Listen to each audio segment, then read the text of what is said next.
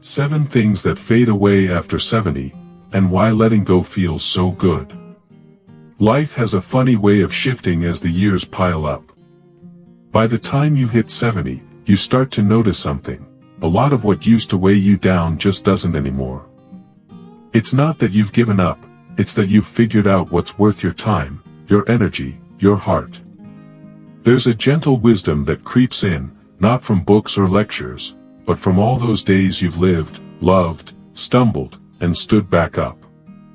Today, let's talk about 7 things that stop mattering after 70, and why letting them slip away opens the door to a lighter, happier you.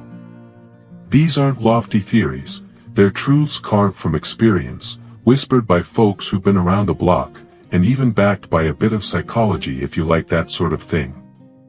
If you've ever felt tangled up in worries that don't spark joy anymore, this is for you. These 7 things might have kept you up at night once, but now, they don't have to. Letting go isn't apathy, it's clarity. It's making room for what really counts, your health, your peace, your people. So, stick with me. By the end, you might just feel that sweet relief of shedding what's been dragging you down, and stepping into what lifts you up. 1. What other people think. There was a time when other folks' opinions felt like a spotlight, how you looked, what you did, where you lived. It was as if their nods or frowns decided your worth. I knew a gal, Ellen, who'd fuss over every choice at 60, would the neighbors TSK at her wildflower garden? Would her kids roll their eyes if she took up sketching? But by 74, she had a moment. Why am I worrying about them, she wondered aloud. That question stuck. Now she wears loud scarves, plants whatever blooms, and hangs her crooked drawings proudly. She's grinning more these days than ever. After 70, you see it, those opinions are just noise, flimsy, fleeting, often more about them than you. Chasing approval doesn't bring peace, it steals it. Letting go isn't about shutting people out, it's about tuning into yourself. You pick whose voices matter, those who love you, not the ones who barely know you. And even then, your happiness gets the final say. Imagine walking into a room and not caring who's sizing you up. That's not cockiness, it's freedom. You've earned it, and it feels like a deep breath after years of holding it in. 2. Keeping up with trends. Oh, the pressure to stay in, new clothes, slick gadgets, the latest whatever. It's like the world's whispering, don't fall behind. I think of Harold, who at 68 swapped his comfy slacks for skinny jeans because everyone was wearing them. He upgraded his phone yearly, even when the old one worked fine. But by 78, he ditched it all for soft corduroys and dusty paperbacks. I like the way they smell, he said with a shrug. Turns out, comfort trumped cool, and he's never slept better. Trends are a game of smoke and mirrors, here today, gone tomorrow, rarely adding to your joy. After 70, you spot the sham, they're just bait to make you feel lacking. But you don't need to play. Wear what fits, use what works. If a gizmo helps, great, if not, skip it. There's a quiet dignity in picking what suits you over what's hot. You've seen bell-bottoms come and go twice, why chase the next fad? Real style's in knowing what makes you feel at home in your skin, not what's splashed on a billboard. 3. Dwelling on regrets.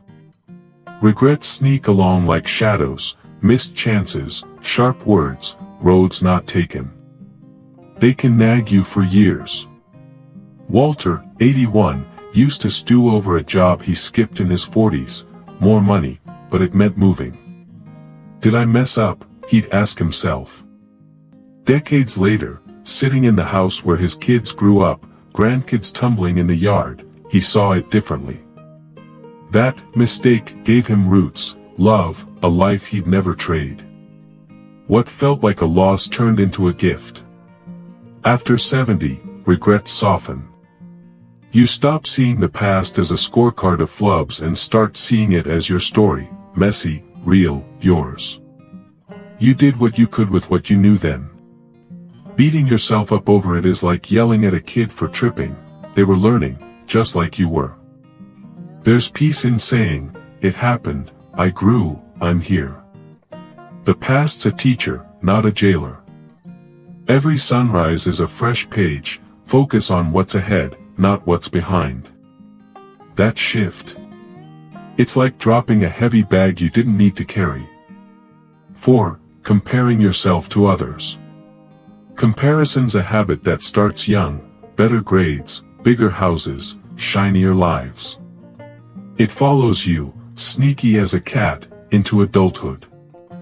Lois, 75, used to scroll online, feeling small next to friends' vacation snaps and milestone posts. They're doing more, she'd sigh. Then one day, strolling her quiet garden, she thought, wait, I've got my health, my porch, my pals. That's enough. She stopped measuring and started living. After 70, you see it, everyone's got their own path, highs, lows, secrets nobody posts. Comparing steals your joy and blinds you to your own wins. Nobody sails through life unscathed, not even the perfect ones. Success isn't matching their milestones, it's finding your peace. Your story's yours, unique, not less. Let their victories cheer you on without dimming yours. You've got nothing to prove, just a life to enjoy, exactly as it is. 5. Pushing your body too hard. Back in the day, you might have pushed through, lifting heavy loads, ignoring aches, proving you could keep up. I knew Charles, who at 70 mowed his lawn in blazing heat, chest puffed with pride. Keeps me strong, he'd say. Until a dizzy spell sent him to the doctor. He didn't quit, he just hired a kid to mow while he sipped tea in the shade, chatting about old ball games. I'm still out here, he laughed, just smarter. After 70, you learn, slowing down isn't losing, it's listening. Your body's done plenty, raised kids, built homes, danced at weddings. Now it's your turn to care for it. Rest isn't lazy, it's kind. Walk at your pace, nap when you need, ask for a hand without a blush. It's not about doing less, it's about doing what matters with ease. You've proven your grit, now prove your grace. That's strength that lasts. 6. Holding on to grudges. Grudges are like rocks in your pocket, small at first, but they add up, weighing you down. Phyllis, 79, carried one for years after a spat with her sister. Family dinners were stiff, silences loud.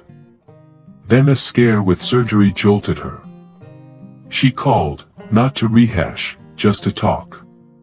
An hour of grandkids and garden chatter later, the old hurt didn't sting so bad. They're not best pals, but they're at peace. After 70, you see it, resentment's a thief, of time, of joy. Letting go doesn't mean it was okay, it means you're done paying for it. People mess up, hurt you, often from their own mess. Understanding that softens the edges, not for them, but for you. Forgiveness can be quiet, just setting the rock down and walking on. You've got better things to hold, laughter, hope, love. Life's too short to clutch the past when the present's calling. 7. Racing someone else's clock. Life hands you a timeline, graduate here, settle there, retire then. Miss a mark, and you feel late. Henry, 82, always wanted to play piano but thought he'd missed his shot, too old, too slow. Last year, he started anyway. His fingers fumble, but the tunes hum, and his eyes shine. It's not about perfection, he says, it's about me. He's not racing, he's reveling. After 70, those deadlines crumble. Love, learning, dreams, they don't expire. You're not late, you're right on time if it's right for you. Stop running to match someone else's script, write your own. Maybe it's a new hobby, a mended bond, a leap you've delayed. If it tugs at you, it matters. Letting go of the rush means stepping into what's yours, at your pace. That's where the good stuff lives. A little wrap-up, lightening your load. So, there they are, 7 things that don't hold the same pull after 70. Which hit home? Maybe you've already shrugged off a few, or maybe this is your nudge to drop some baggage. Either way, now's the time. Life after 70 isn't winding down, it's waking up. You're not chasing shadows anymore, you're savoring sunlight, health, connection, quiet joys. Letting go isn't indifference, it's intention. It's choosing peace over pressure, depth over drama. You've walked through enough to earn this ease, not by dodging the hard stuff, but by facing it. Every step brought you here, to this clear-eyed place. So, what'll you release today? A worry? A grudge? A need to keep up? I'd love to know, one thing you're setting down to pick up something better. Here's to you, living lighter, truer, fuller, right where you stand.